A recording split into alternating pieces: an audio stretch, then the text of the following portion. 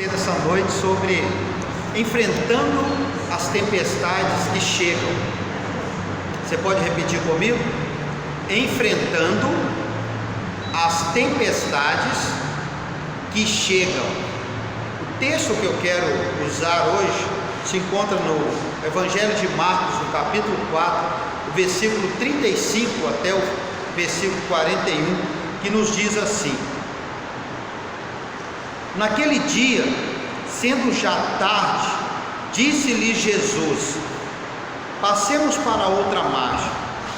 E eles, despedindo a multidão, o levaram assim como estava, no barco, e outros barcos o seguiam.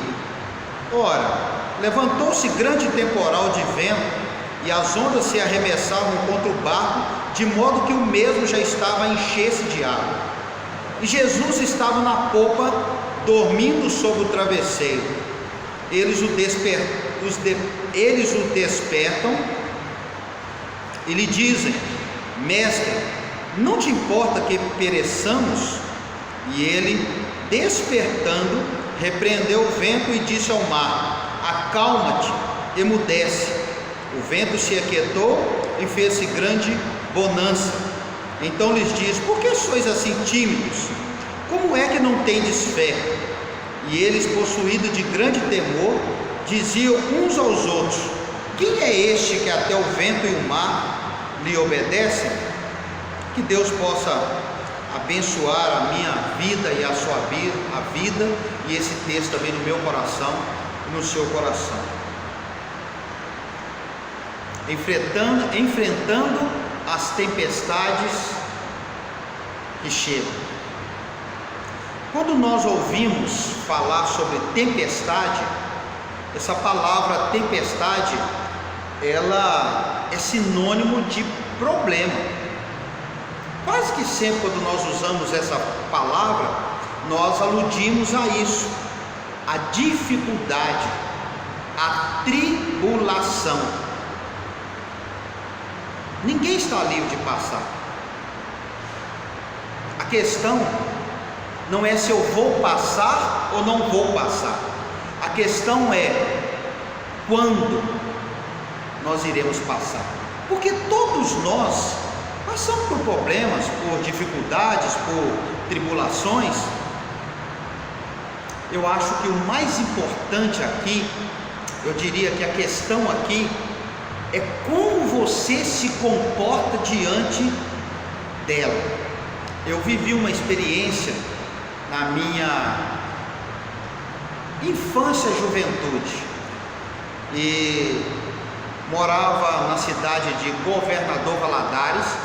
Meu pai era construtor e ele foi para aquela cidade construir 3 prédios de 13 andares cada um.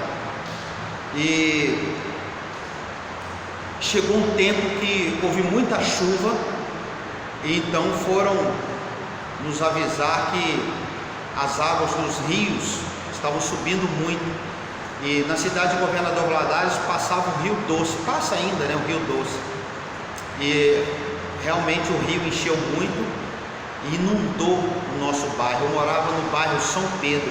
Eu nunca tinha vivido uma experiência daquela, de chegar num lugar mais alto e ver o que aquela tempestade fez com a nossa casa, com os nossos móveis e de todo aquele bairro. Foi algo muito triste. Na sua grande sabedoria, a palavra de Deus nos diz que Jesus, ele ensinava por parábolas, e eu acredito que comparações são muito bom para nos ensinar. As comparações, elas acabam nos ensinando, mas eu acredito também que o melhor mesmo é exatamente a prática, a vida prática. Jesus, ele, nos versículos anteriores, ele vai contar 2 parábolas, e uma delas, ele compara a fé a um grão de mostarda. Você já deve ter lido essa parábola. Jesus, ele vai falar ali sobre fé. O que ele está querendo dizer ali, quando ele faz essa comparação? É que a fé, ela é um exercício, e quando ela é provada, desejo de Deus é que ela traga crescimento para mim e para você. Jesus, ele fala sobre fé, que é crer naquilo que nós não vemos e chamar à existência aquilo que não existe. Se tem algo que Jesus é mestre por excelência, né? E ele não pega um alto-falante aqui e vai dizer para aquele pessoal: olha pessoal, nós aprendemos sobre fé, agora nós vamos para uma aula prática. Ele não faz isso, porque se ele faz isso, isso não seria uma aula prática, seria um simulado, não é verdade? O que ele disse antes da tempestade, o que ele tem dito para você antes da tempestade, o que ele tem nos dito antes da tempestade, tantas coisas ele tem falado, e parece que nós, eu e você, nós fazemos as mesmas carinhas de concordância que os discípulos também fizeram. Essa é uma grande verdade. O primeiro ensinamento que eu posso extrair daqui é exatamente isso, é uma aula prática. O Senhor falou conosco tanto, em poucos momentos nós esquecemos. Sabe por quê? Porque nós somos bons ouvintes, mas nós somos péssimos praticantes. Essa é a grande verdade também. Passar por provas, meu amado, passar pela tempestade, que, como nós aprendemos nessa introdução, alude à tribulação, à dificuldade, aperturas, crises. Passar por tempestades é sinal de que Deus, ele quer revelar coisas especiais. O que cabe a nós nesse tempo é tentar descobrir o que Deus quer realizar em nós. O que Deus quer realizar em você? O que Deus quer realizar em mim? O que Deus quer realizar em nós? A aula prática, ela serve para isso, não é verdade? Um segundo ensinamento aqui que eu posso extrair, o versículo 36, vai dizer que ele despede a multidão e eles o levaram assim como estava no barco, e outros barcos o seguiram. Um outro ensinamento que eu percebo aqui é a presença de Jesus. Ele não diz que ele estaria conosco, que ele vai estar conosco até a consumação do século? Ele não garantiu isso para mim e para você? Sabe por quê? Porque nem sempre eu e você, nós temos ferramentas. Nós somos humanos, nós somos cheios de limitações, de temperamentos que precisam ser transformados. Essa é a grande verdade. Nesse mesmo evangelho, no capítulo 9, o versículo 16 até o versículo 30, ele vai falar aqui sobre a cura de um jovem que é possesso. E o pai chega e fala para Jesus: olha, eu tenho um filho que ele tem um espírito mudo, e ele está acabando com ele. Porque há muita gente que estão marcadas pelas lutas da vida, mas elas não se entregaram porque resta um fio de esperança. É exatamente o que o texto do capítulo 9 de Marcos ele fala, nessa cura desse jovem possesso. Esse pai, ele tem a disposição de procurar ajuda,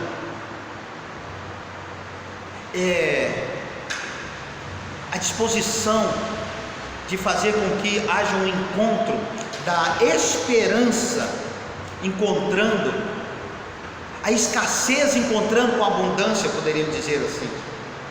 Um pai cheio de esperança é o encontro da escassez, daquele que não tem nada, com aquele que tem tudo nas suas mãos. É o encontro de um homem carente com um Deus misericordioso.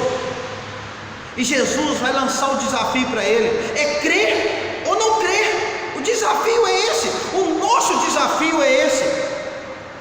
E Jesus, ele não só restaura a fé desse homem, como também fortalece a fé dele, e mais, ele abençoou aquele homem com a cura do seu filho. Talvez isso vai trazer um alívio para você. e para mim também. Para o nosso alívio, Jesus, Ele espera de mim e de você, não é um sorriso o tempo todo, sem refletir nos nossos receios, nos nossos medos, nas nossas preocupações, nas nossas necessidades. O que Ele deseja para mim e para você, o que Ele deseja para nós, é a sua presença, ou que a sua presença, ela seja para nós o grande diferencial. Nós enfrentamos dificuldade, a vida, ela traz isso com ela.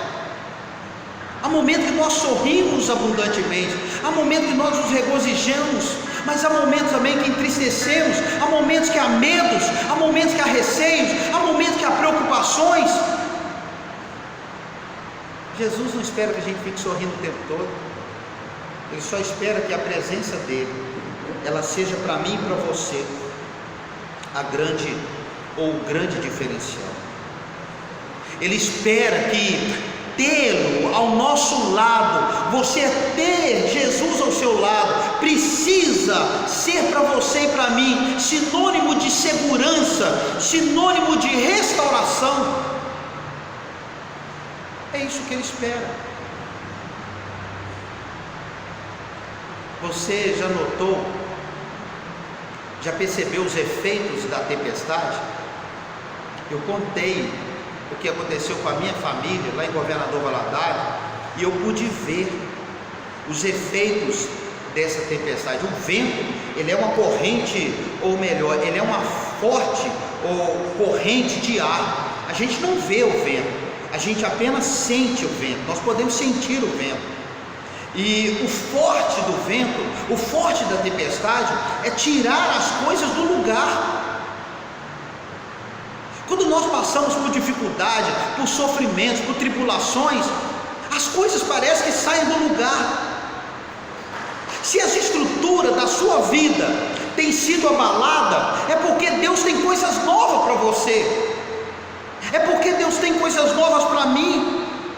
Então, meu amado, o que nós não podemos de forma nenhuma é desistir, é acariciar ou fazer vistas grossas. Isso não vai trazer serenidade, não vai trazer abundância. Nós não podemos perder a vida interior, não podemos, porque morrer não é só perder os sentidos, morrer não é só perder o vigor, morrer não é só definhar-se ou tornar-se insensível, perder a motivação, abandonar a fé, a esperança. Não podemos. Para muitos, entregar-se parece mais fácil do que recomeçar e prosseguir. Nós perdemos muitos móveis, o muro da nossa casa caiu, perdemos algumas coisas que para nós eram valiosas, coisas de família, mas nós não desistimos, nós não paramos aí, nós prosseguimos. Deus escolheu esse momento para renovar os seus sonhos. Deus escolheu esse momento. E se tem algo que Deus faz, é honrar quem não desiste. Deus faz isso. Não importa se as lágrimas elas vêm durante a caminhada, não importa. O que nós não podemos é desistir.